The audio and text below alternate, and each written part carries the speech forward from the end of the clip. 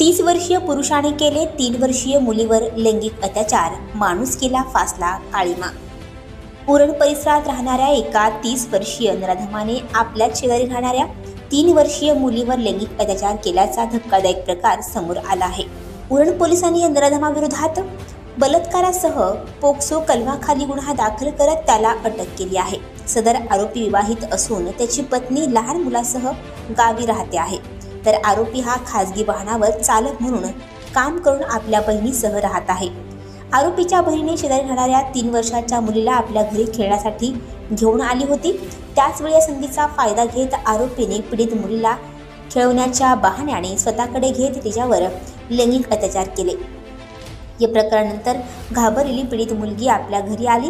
घडलेल्या घटनेचा तिच्या मनावर मोठा परिणाम झाला होता, तसेच तिला गंभीर इजा देखील झाली होती। लैंगिक अत्याचारानंतर पीडित मुलगी आपल्या घरी परतली। त्यानंतर ती एका कोपऱ्यात गुपचूप बसून होती, तसंच तिला सतत रक्तस्राव होत होता। चिमुरडीच्या आईचे तिच्याकडे लक्ष गेल्यावर तिला एकच धक्का बसला।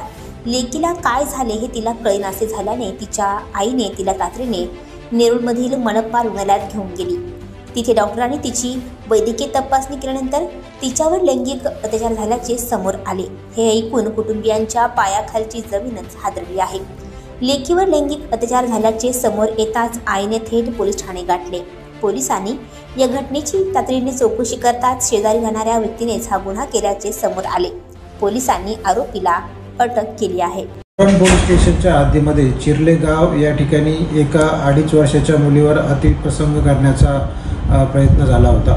याच्यामध्ये आरोपी चिन्नय्या थिरुवेंकटम हा 30 ते 35 वर्षाचा ड्रायव्हर असणारा आरोपी आहे। त्याने हा प्रयत्न केला होता।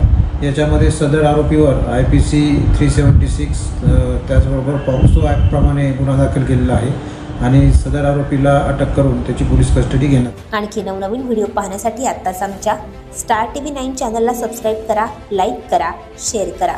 Bureau report, star TV 9, Uran, Navi Mumbai.